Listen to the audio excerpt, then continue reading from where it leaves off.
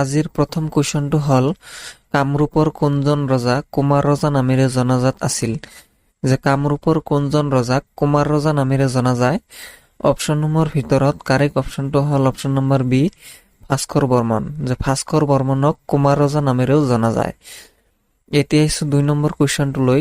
২ number কুৱেশ্যনটোত সুধিছে ভাৰতৰ ৰাজধানী কলিকতাৰ পৰা দিল্লীলৈ কেতিয়া স্থানান্তৰিত হৈছিল। যে ভাৰতৰ ৰাজধানী কেতিয়া কলিকতাৰ পৰা দিল্লীলৈ স্থানান্তৰিত কৰা হৈছিল। অপশ্যনসমূহৰ ভিতৰত কাৰেক্ট অপশ্যনটো হ'ল অপশ্যন নম্বৰ এ 1911 চনত। 1911 চনত ভাৰতৰ ৰাজধানী কলিকতাৰ পৰা দিল্লীলৈ স্থানান্তৰিত হৈছিল। এতিয়া আহিছো ৩ নম্বৰ কুৱেশ্যনটোলৈ। ৩ নম্বৰ কুৱেশ্যনটোত সুধিছে তলৰ কোনখন ৰাজ্যত প্ৰথমে বাৰিষাৰ প্ৰভাৱ পৰে। যে তলৰ কোনখন ৰাজ্যত প্ৰথমে বাৰিষাৰ প্ৰভাৱ পৰে। অপশ্যনসমূহৰ ভিতৰত কাৰেক্ট অপশ্যনটো হ'ল অপশ্যন নম্বৰ চি কেৰালা। যে কেৰালা ৰাজ্যত প্ৰথমে বাৰিষাৰ প্ৰভাৱ পৰে। এতিয়া আহিছো ৪ নম্বৰ কুৱেশ্যনটোলৈ। ৪ নম্বৰ কুৱেশ্যনটোত সুধিছে হিন্দীৰ পৰা অসমীয়ালৈ ডাবিং কৰা প্ৰথম ছবি কোনখন। যে হিন্দীৰ পৰা অসমীয়ালৈ ডাবিং কৰা প্ৰথম ছবি কোনখন। অপশ্যনসমূহৰ ভিতৰত কাৰেক্ট অপশ্যনটো হ'ল অপশ্যন নম্বৰ চি ভাগ্য। যে হিন্দীৰ পৰা অসমীয়ালৈ ডাবিং কৰা প্ৰথম ছবিখন হ'ল ভাগ্য। এতিয়া আহিছো ৫ নম্বৰ কুৱেশ্যনটোলৈ। ৫ নম্বৰ কুৱেশ্যনটোত সুধিছে কোনখন ৰাজ্যক ভাৰতৰ ভঁৰাল বুলি কোৱা হয়। যে কোনখন ৰাজ্যক ভাৰতৰ ভঁৰাল বুলি কোৱা হয়। অপশ্যনসমূহৰ ভিতৰত কাৰেক্ট অপশ্যনটো হ'ল অপশ্যন নম্বৰ এ হাৰিয়ানা। যে হাৰিয়ানা ৰাজ্যক ভাৰতৰ ভঁৰাল বুলি কোৱা হয়। এতিয়া আহিছো ৬ নম্বৰ কুৱেশ্যনটোলৈ। ৬ নম্বৰ কুৱেশ্যনটোত সুধিছে ভাৰতৰ সৰ্বাধিক কুঁহিয়াৰ উৎপাদনকাৰী ৰাজ্য কোনখন। যে কোনখন ৰাজ্যত ভাৰতৰ সৰ্বাধিক কুঁহিয়াৰ উৎপাদন হয়। অপশ্যনসমূহৰ ভিতৰত কাৰেক্ট অপশ্যনটো হ'ল option number D Uttar Pradesh. উত্তৰ প্ৰদেশত ভাৰতৰ সৰ্বাধিক কুঁহিয়াৰ উৎপাদন হয়। এতিয়া আহিছো ৭ নম্বৰ কুৱেশ্যনটোলৈ। ৭ নম্বৰ কুৱেশ্যনটোত সুধিছে ৰাজ্যপাল হ'বৰ বাবে নিম্নতম বয়স হ'ব লাগে। যে ৰাজ্যপাল হ'বৰ বাবে নিম্নতম বয়স কিমান বছৰ হ'ব লাগে। অপশ্যনসমূহৰ ভিতৰত কাৰেক্ট অপশ্যনটো হ'ল অপশ্যন নম্বৰ এ ৩৫ বছৰ। যে ৰাজ্যপাল হ'বৰ বাবে নিম্নতম বয়স ৩৫ বছৰ হ'ব লাগে। এতিয়া আহিছো ৮ নম্বৰ কুৱেশ্যনটোলৈ। ৮ নম্বৰ কুৱেশ্যনটোত সুধিছে মুখ্যমন্ত্ৰীক কোনে নিযুক্তি দিয়ে। যে মুখ্যমন্ত্ৰীক কোনে নিযুক্তি দিয়ে। অপশ্যনসমূহৰ ভিতৰত কাৰেক্ট অপশ্যনটো হ'ল অপশ্যন নম্বৰ বি ৰাজ্যপালে। যে ৰাজ্যপালে মুখ্যমন্ত্ৰীক নিযুক্তি দিয়ে। এতিয়া আহিছো ৯ নম্বৰ কুৱেশ্যনটোলৈ। ৯ নম্বৰ কুৱেশ্যনটোত সুধিছে সংবিধান সভাৰ কোন স্থায়ী সভাপতি নিৰ্বাচিত হৈছিল। অপশ্যনসমূহৰ ভিতৰত কাৰেক্ট অপশ্যনটো হ'ল option number C Rajendra Prasad. এতিয়া আহিছো ১০ নম্বৰ কুৱেশ্যনটোলৈ।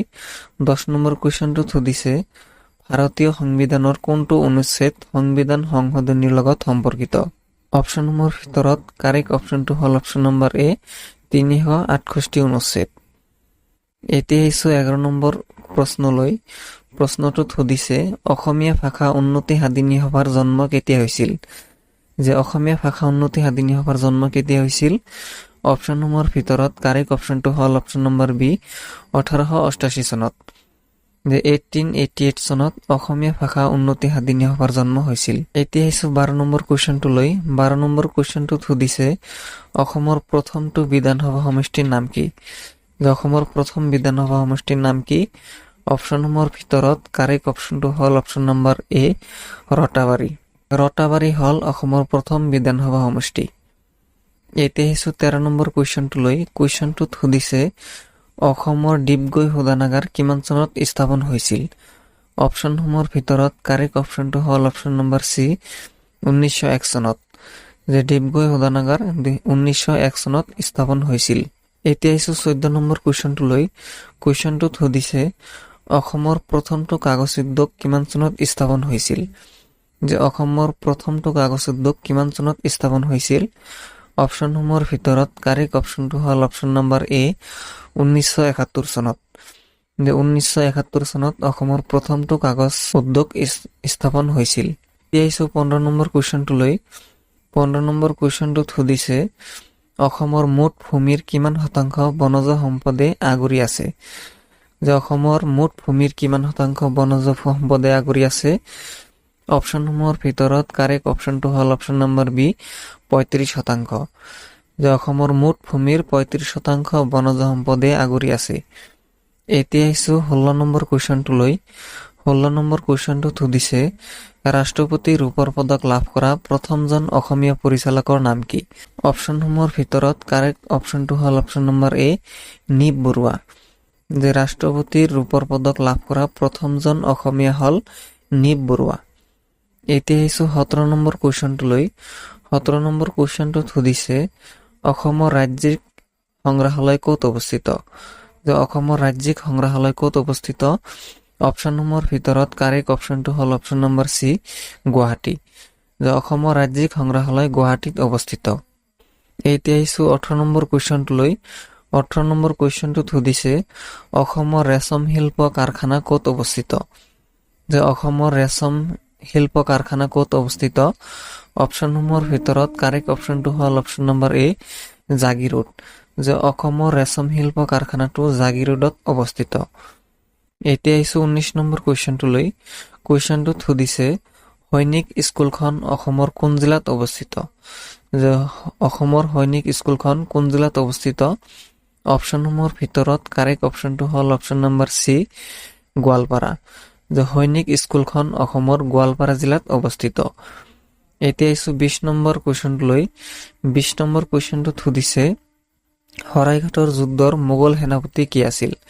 ইয়াত অপশ্যন দিয়া আছে ৰামসিংহ, লাচিত বৰফুকন, চুহুংমুং, বদন বৰফুকন। যে এই কুৱেশ্যনটোৰ এনচাৰ আপোনালোকে কমেণ্টত জনাব। এতিয়া আহিছোঁ 21 নম্বৰ কুৱেশ্যনটোলৈ। 21 নম্বৰ কুৱেশ্যনটোত সুধিছে উত্তৰাখণ্ডৰ ৰাজধানী কি? যে উত্তৰাখণ্ডৰ ৰাজধানী কি? ইয়াৰে কাৰেক্ট অপশ্যনটো হ'ল অপশ্যন নম্বৰ বি দেৰাদুন। যে দেৰাদুন হ'ল উত্তৰাখণ্ডৰ ৰাজধানী। এতিয়া আহিছোঁ 22 নম্বৰ কুৱেশ্যনটোলৈ। 22 নম্বৰ কুৱেশ্যনটোত সুধিছে তামিলনাডুৰ ৰাজধানী কি? যে তামিলনাডুৰ ৰাজধানী কি? অপশ্যনসমূহৰ ভিতৰত কাৰেক্ট অপশ্যনটো হ'ল অপশ্যন নম্বৰ এ চেন্নাই। তামিলনাডুৰ ৰাজধানী হ'ল চেন্নাই। এতিয়া আহিছোঁ 23 নম্বৰ কুৱেশ্যনটোলৈ। 23 নম্বৰ কুৱেশ্যনটোত সুধিছে ইৰাণৰ মুদ্ৰাৰ নাম কি? যে ইৰাণৰ মুদ্ৰাৰ নাম কি? অপশ্যনসমূহৰ ভিতৰত কাৰেক্ট অপশ্যনটো হ'ল অপশ্যন নম্বৰ বি ৰিয়াল। যে ইৰাণৰ মুদ্ৰাৰ নাম হ'ল ৰিয়াল। এতিয়া আহিছোঁ 24 নম্বৰ কুৱেশ্যনটোলৈ।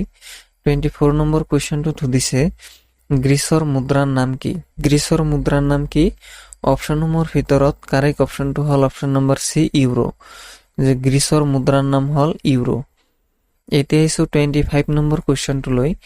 25 নম্বৰ কুৱেশ্যনটোত সুধিছে সৌৰজগতৰ কোনটো গ্ৰহ পৃথিৱী আৰু বৃহস্পতিৰ মাজত অৱস্থান কৰে?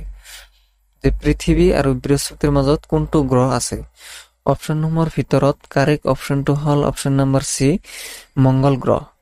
যে পৃথিৱী আৰু বৃহস্পতিৰ মাজত মংগল গ্ৰহ আছে। 26 নম্বৰ কুৱেশ্যনটোলৈ। 26 নম্বৰ কুৱেশ্যনটোত সুধিছে মানুহে ব্যৱহাৰ কৰা প্ৰথম ধাতুটো কি আছিল? যে মানুহে প্ৰথমে কোনটো ধাতু ব্যৱহাৰ কৰিছিল? অপশ্যনসমূহৰ ভিতৰত কাৰেক্ট অপশ্যনটো হ'ল অপশ্যন নম্বৰ এ কপাৰ। যে মানুহে প্ৰথমে কপাৰ ধাতুটো ব্যৱহাৰ কৰিছিল। এতিয়া আহিছোঁ 27 নম্বৰ কুৱেশ্যনটোলৈ। 27 নম্বৰ কুৱেশ্যনটোত সুধিছে মহম্মদ আদিল শ্বাহৰ সমাধিস্থল গোল গম্বজ ক'ত অৱস্থিত? অপশ্যনসমূহৰ ভিতৰত কাৰেক্ট অপশ্যনটো হ'ল অপশ্যন নম্বৰ চি বিৰাজপুৰ। বিৰাজপুৰত মহম্মদ আদিল শ্বাহৰ সমাধিস্থল গোল গম্বজটো অৱস্থিত। এতিয়া আহিছোঁ 28 নম্বৰ কুৱেশ্যনটোলৈ। 28 নম্বৰ কুৱেশ্যনটোত সুধিছে ভাৰতৰ প্ৰথমখন ৰাষ্ট্ৰীয় উদ্যানৰ নাম কি? যে ভাৰতৰ প্ৰথমখন ৰাষ্ট্ৰীয় উদ্যানৰ নাম কি? অপশ্যনসমূহৰ ভিতৰত কাৰেক্ট অপশ্যনটো হ'ল অপশ্যন নম্বৰ বি হেইলি ৰাষ্ট্ৰীয় উদ্যান।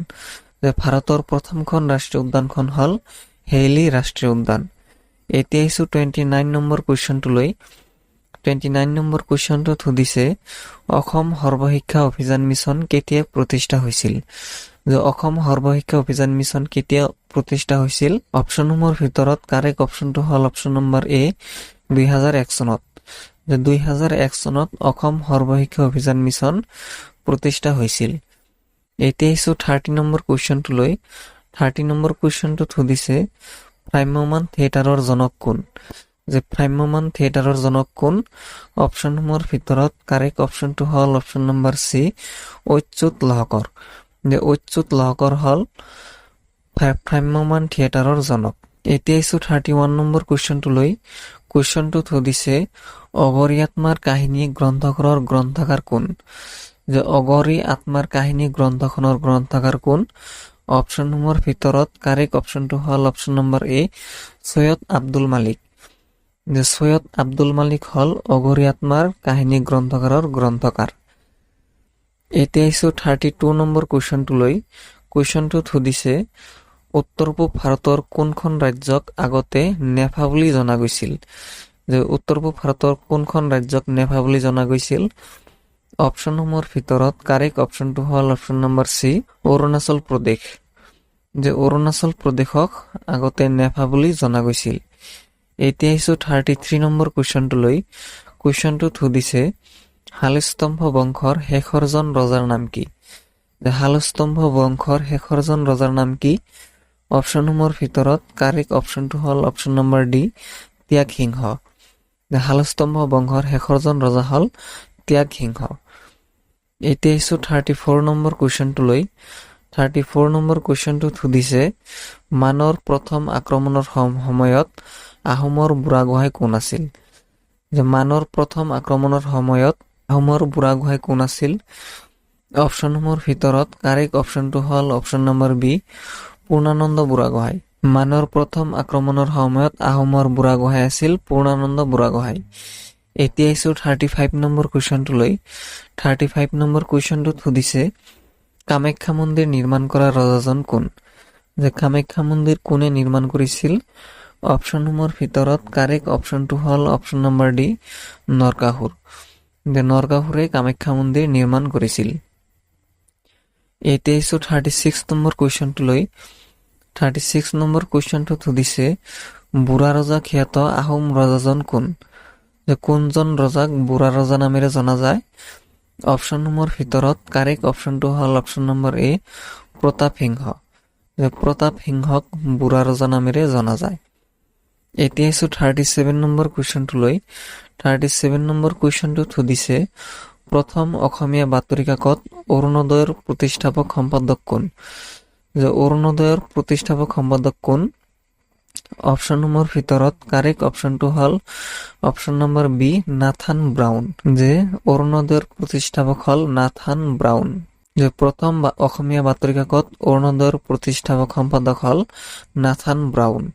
এতিয়া 38 নম্বৰ কুৱেশ্যনটোলৈ। 38 নম্বৰ কুৱেশ্যনটোত সুধিছে কেশৰী বাতৰি কাকতৰ প্ৰতিষ্ঠাপক কোন?